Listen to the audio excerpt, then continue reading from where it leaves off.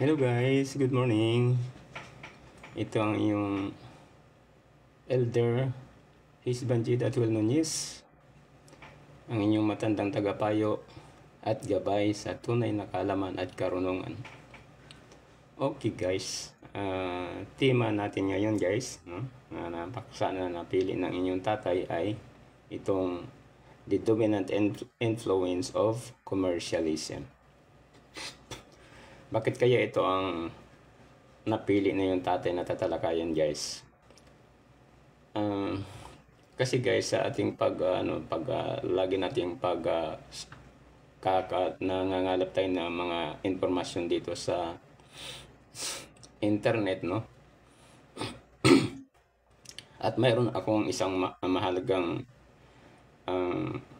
nakita na dapat pag-usapan, no? Na dapat tayong lahat ay magiging aware. Although naman siguro yung iba naman ay aware naman dito guys, no? Pero maharahil ay marami ding hindi pa alam ito, no? Tungkol itong tinatawag natin na commercialism. So bago lahat guys, bago natin talakayin ng buong-buo tong paksa na ito, alamin muna natin kung ano ba talaga itong tinatawag na commercialism, no?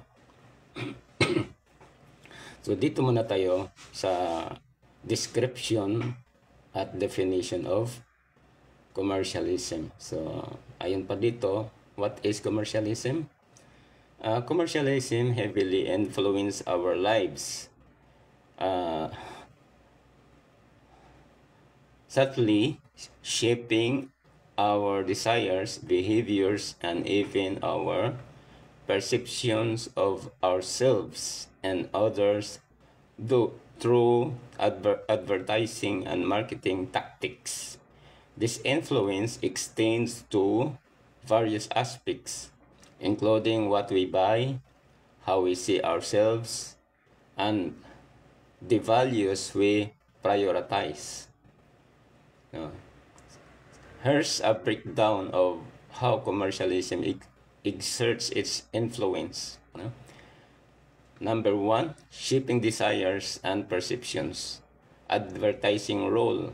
Advertisements, especially those of mass media platforms, create and reinforce social ideals, often portraying scientific lifestyles and appearances as desirable. This can lead to feelings of inadequacy and a desire to acquire products that align with these idealized images. Beauty standards, no? Media portrayals often emphasize thinness and muscularity as beauty standard, creating pressure on individuals, particularly women and girls, to pursue the ideals through the purchase of beauty products. Consumerism. Commercialism fosters a culture of consumption where happiness and social status are often linked to material possessions. This can lead to compulsive buying and a desire to keep up with the latest trends. Impact of children.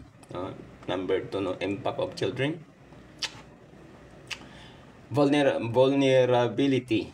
Children and teenagers are particularly susceptible to commercial influences due to their developing critical thinking skills and heightened susceptibility to social pressures. Food choices. Commercialism plays a significant role in shaping food preferences, often promoting unhealthy options and contributing to childhood obesity. Ethical concerns. There are ethical concerns about the commercialization of childhood, with marketers targeting children to influence their consumption habits. Broader social implication. Commercial determinants of health. Dito talaga si tatay naging dito, no? Itong parte sa mga health guys, no? Itong tungkol sa health, no? Ano ko muna, no? Mag-interrupt muna ako dito sa account na to. Magbibigay lang ako ng papaunang ano, no? Uh, highlights dito sa ano, commercialism determinants of health, no?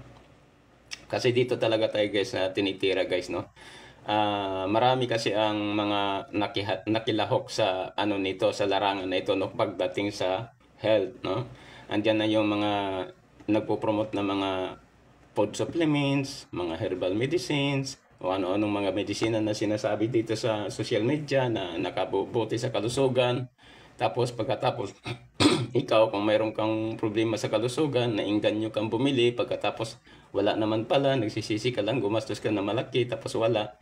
Iyan po ay dahil po iyan dito sa tinatawag natin na commercial determinants of health, no?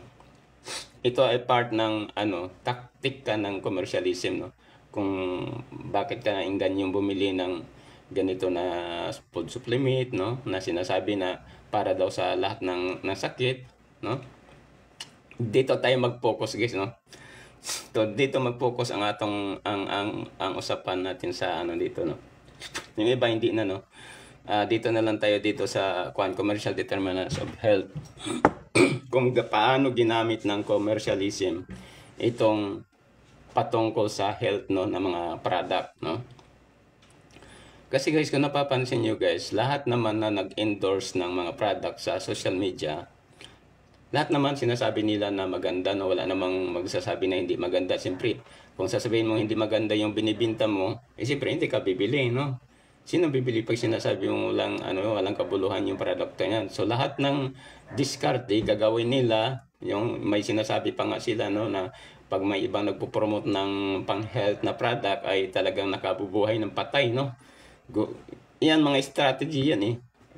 Strategy ng commercialism yan eh. Yung sabi nila na grabe makakuha, no? Yung iba nga para lang mabinta yung product na yun, ay mabili yung product na yun, no? Binibinta yung lupa, binibinta yung bahay. Kasi alam mo ba yung mga product na yun guys, no? Simula nang sumali ako ng mga kuan. Kasi dati din ako naging endorser din ako eh. Nagpo-promote din ako ng mga product, no? Ng mga especially yung mga food supplements, no? Hanggang ngayon pa naman, ganun pa rin yan. Pero hindi na niyo masyado si tati nakikita na kung ano-ano yung mga produkto na binibinta ko patungkol sa health. So hindi na ako masyado promote na nag-advertise, no? Although mayroon naman ako dito, mayroon niya akong stock dito. Pero yung yung mga claims guys sa isang product na lalo na sinasabi na lahat ng sakit ay nagagamot, huh? So ang totoo niyan guys, hindi naman talaga totoo yan, no?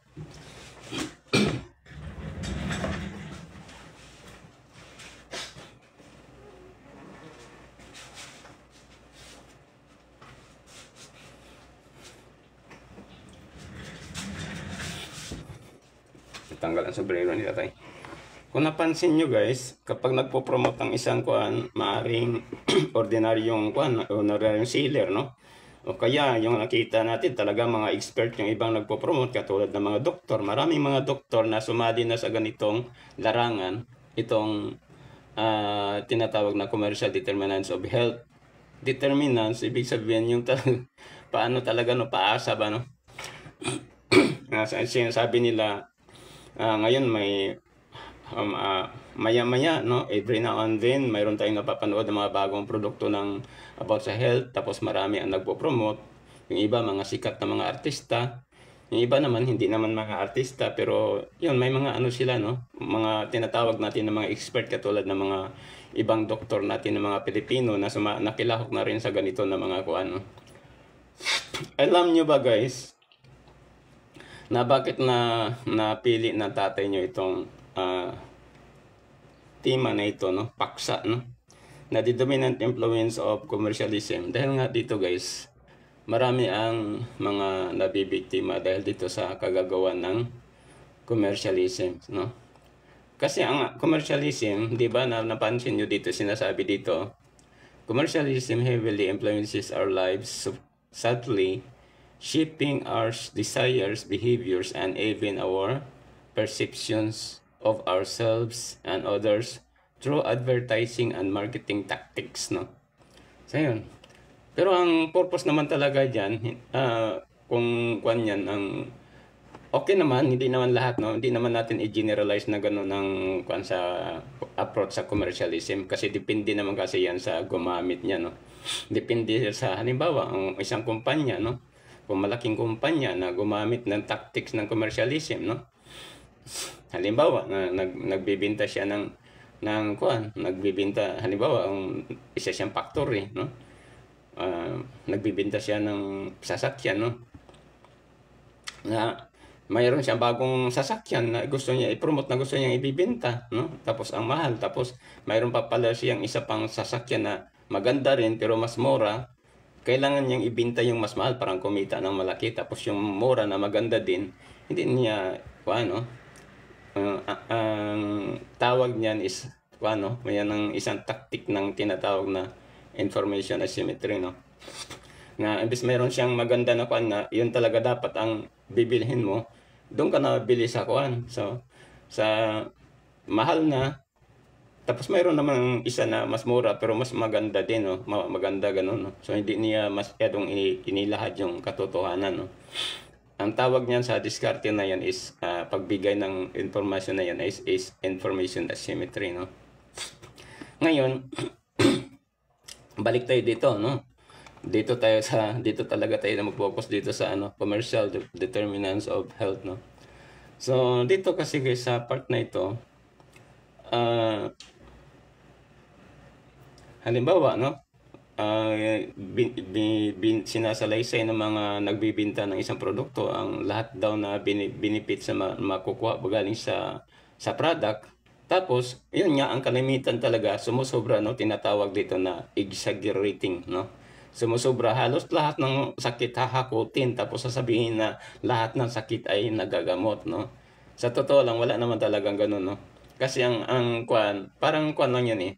Balik tayo sa ating katawan, guys. Parang building lang ng ating katawan, no? Kung saan yung sira, yan ang ayusin. Hindi pag sinasabi na pag may isa kang equipment na lahat ng mga sira ng building ay pwedeng ayusin. Hindi ganun yun, no?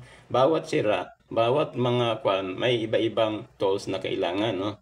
Halimbawa, kung sira mo yung bakal, siyempre ang gagamitin mo, welding machine ang gagamitin mo. Hindi yung sasabihin mo, yung welding machine mo, pwede mo rin gamitin sa kuryente, pwede mo gamitin sa plumbing. Ay, hindi ganun yun, no? Kung kuryente yan, siyempre, ang gamit mo, pang kuryente. Kung plumbing yan, yung gamit mo, pang plumbing. Kung bakal yan, mga iron yan, so gagamitin mo, welding machine, no? So, ganun lang. Itong ating guys, para wala naman yung sistema ng ating katawan, wala naman pagkakaiba doon sa sistemang makikita natin sa outside, sa ating katawan, no? So, inside the world, walang pagkakaiba, guys, kasi pare-pareho lang tayong mga likha, eh. Mga pare-pareho lang itong mga creatures, no? So, wala. Ang nagkakaiba lang naman sa tao, guys, dahil sa ang nagkakaiba lang sa atin sa ibang mga likha, katulad ng mga bagay, mga hayop. Ang kakaiba lang talaga sa tao dahil mayroon tayong kakaibang specialized na intelligence, no? Yan ang pagkaiba sa atin, no? Hindi tayong mga tao. Ngayon, tuloy natin, guys, no?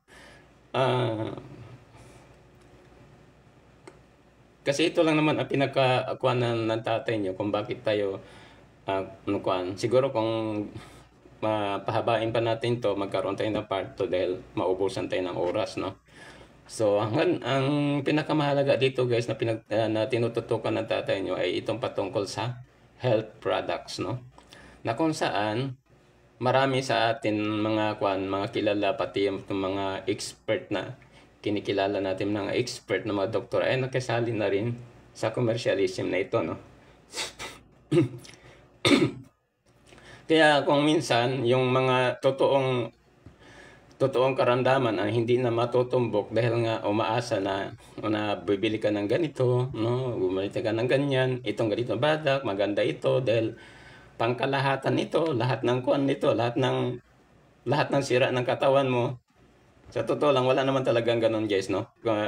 Although mga sila. Pero ito, siguro ito ay base sa aking science, no?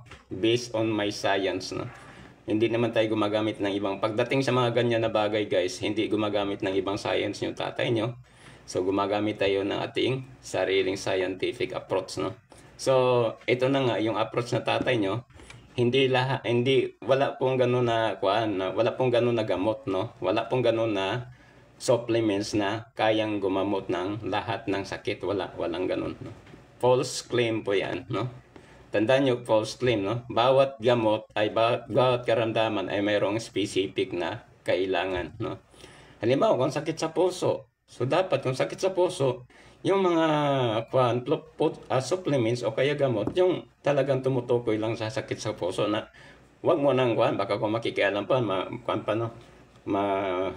maligaw-ligaw pa yung kung saan-saan, no? Hanggang imbis na yung hindi dapat na pakialaman na part ng katawan mo, pinakailaman na rin, no? So, dapat doon lang siya, no? Kung halimbawa, para sa puso, so para sa puso. Kung para sa, kasi pag sinabi mo kasi, guys, na, sa immune system, komplikado na kasi yan. Pag ang immune system na ang mayroong problema, or tinatawag natin immune system disorder, siguro yan, kailangan yan ng, kasi marami na yun eh. Kung mayroon kang produkto na nakapokus sa immune system, medyo marami ang niyan, mga substance na kailangan kasi immune system yan, no?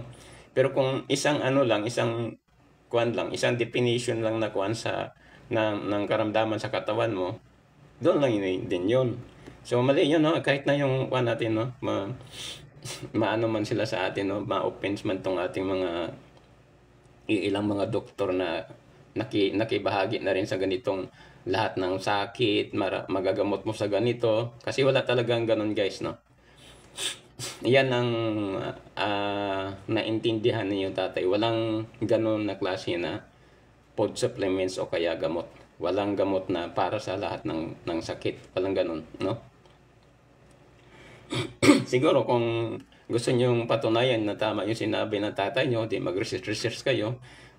Tanong nyo kay Googles kung mayroon ba talagang tanong nyo kay Googles, no? Kung alanganin kayo sa sinasabi ng tatay nyo, try nyo yung tanong kay Googles kung mayroon bang gamot o food supplements na pwede sa lahat ng sakit, no? Kung magkaparehas yung sagot namin ni Googles, no? Siguro masasabi nyo tama pala ang scientific approach ng tatay nyo, no? Meron tayong sariling science, guys, no? Hindi yung tatay nyo kasi hindi ito dependent sa mga ano-anong branch ng science, no? Although lahat naman ng mga science ay tinatanggap naman ng tatay nyo, kaso lang pag mayroong komplikadong statement ng isang science, guys, talagang tinututulan ninyong tatay, no? Dahil pag hindi na siya, kung saan pa sumasalto yung acceptance, no, adaptability ng tatay nyo sa patungkol sa mga kaalaman, pag medyo sumasalto yan, ibig sabihin may problema sa kaalaman na yan, no? So pagdating sa mga ganyan, so yan ng tatay nyo, di na digest ng todong digestion, no? Para talaga na makuha natin ang pinakalalim na diwa, no? Sa mga pinagsasabi, marami yan dito. Nung araw nga nagbasa-basa ko mula dito sa ating kilala din na medical school dito sa ating bansa sa Pilipinas, isang kilala din, no? Familiar kayo sa sa Makati Medical Center, no? Ayun, doon ako nagbabasa ako ng mga nila doon, siguro pwede na rin natin tawagin literature, no? Literature na lang kahit nasa internet, no? Mga nila doon sa website nila, no? Nagbasa-basa tayo doon, no? So nakakita tayo doon, mayroon silang mga patungkol sa mga kwento na sakit sa Pilipinas, so mga traditional na sakit ay anong tinatawag dito, superstitious na belief na mga sakit, no? Nabisa superstitious belief na mga sakit.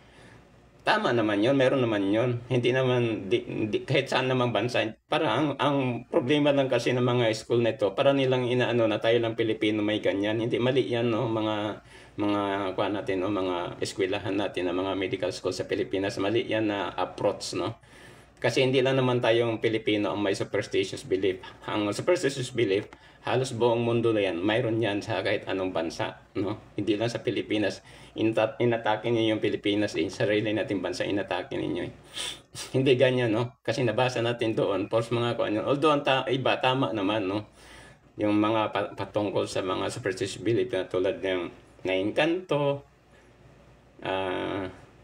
ano ba yung kwan yan, na anong tawag yan, nausog, no? Nausog o nausod, no? Nausog.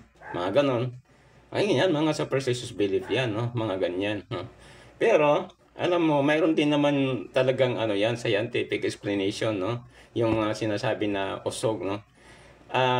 Minsan tinatawag natin yan sa ano, sa scientific na approach ng mga ganyang ori ng karamdaman. Yan siya tinatawag yan na psychological disease, no? Yung mga usod-usod na sinasabi natin sa Pilipino na word. Sa scientific yan na approach, ang tawag diyan is psychological disease, no? Mga ganyan, psychological yan. Sinasabi na, uy, tinitingnan lang ni Kuan, ganyan na, mga ano yan. Mayroon din yung scientific na explanation yung mga ganyan, no? So, although yung nagkaiba lang yung sa word guy, dahil lang doon sa usod at sinasabi na iyon ay tinatawag sa superstition, pero ang totoo, mayroon para talagang scientific na explanation, no? So, magkaiba lang, no? Magkaiba lang ang way, no, sa pag-introduce, no? Kasi, usod, maisip mo palang, kuan lang, no? Parang katang-isip lang yung usod, no? Hindi totoo yung usod, pero dahil mayroon naman talagang sinasabi nilang nausod at nagamot din sa tinatawag nilang magtatawas, no? Magtatawas, no? So, magtatawas versus sa doktor, no? Yung mga doktor sa usod, no? Usod yung magtatawas, no? So, yan. So, medyo na ano tayo, no? Na-divert tayo sa ibang kwan. Pero dito naman kasi tayo sa ano, no? Nasabi ko lang yun kasi yun nga, yung tatay nyo, kahit na mayroon tayong sariling science, pero nakipag-collaborate tayo sa ibang science study na field, no?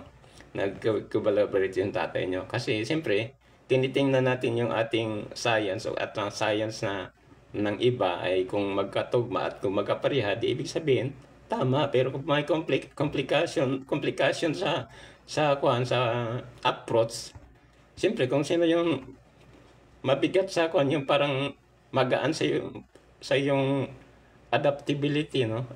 Adaptability, no? So, pag-acceptance, no? Kung magaan sa acceptance mo na tanggap mo yung ano niya, sinasabi niya dyan, so walang problema. Pero pag mayroong diyang hindi kuan, no? Katulad no niya, marami kong no?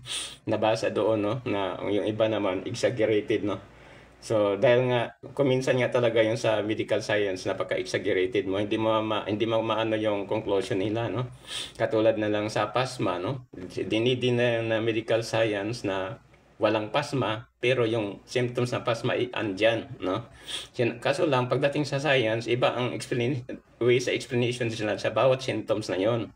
Ngayon, nung binuksan ni tatay yung mga takip na yon ng medical science na yon, naugkat ni tatay ang katotohanan na lahat palang mga symptoms na yon talagang iisa lang ang ending ng story. Yun na nga yung tinatawag natin na pasma, no? So, yung pasma guys, hindi naman talaga ito natatapos na ano, pasaglit-saglitan lang natin ito. Kasi, yan naman talaga yung ano natin dito sa sa ating programa. Kung ang pag-ano natin, ito, din to, bahagi din to. Yan na nga yung parte sa ano, yung determinants of health, no? Commercial determinants of health, no? Ayun nga kasi yung iba nagbibigay ng mga elaborate ng ano nila, no, patungkol sa kung ano-ano ba ang benefits ng product na yun, ang health product na yun. Kung minsan na sobraan, no, na exaggerate yung bigay ng information kasi halos lahat ng sakit sa hahakotin na doon, no, sasabihin na gamot sa lahat ng sakit, no? Pinapangalanan nila lahat, no? Mga tulad ng rheumatism, no? Diabetes, no? Hypertension, sakit sa puso, ano-ano pang sakit na sinasabi nila. Pero gaya ng sinabi ng tatay ninyo, walang ganon, no? Lahat ng mga sakit ay mayroong specific na needs, no? Bawat karamdaman may specific na needs, no? So ganun lang yan siya kasimple, guys. So yung mga kasi, no, part of commercialism. Tapos isa pang masama dito, guys, sa special commercialism, no? Babanggitin na rin ni tatay ninyo, no? Yung patungkol dito sa yung mga substandard na substandard. So hindi ka makasure, no? Katulad nung nabibili mo sa halimbawa nag-o-order ka ng mga food supplements, no? Tapos yung food supplements na yun, hindi na siya standard dahil fake na, hindi na siya katulad doon sa original, yung original talaga na food supplements na yon. Gaya-gaya na lang yon, yung imitation, no? Imitation. So, madadali ka sa imitation kung sino pa naman yung imitation na product. Yun pa naman na yung pinaka malakas mag-exaggerate na product nila para na ma-convince ka, tapos bibili ka, no? So, mapaglin lang itong mga taktik ng commercialism, guys. Kaya dapat kayong maingat, no? Kung nanonood kayo ng mga advertisement ng mga product mapatungkol sa health, mag-ingat, no? Kilalanin mabuti yung produkto, no? Product bago bumili, no? Hindi yung basta lang nila dinidiscuss yan.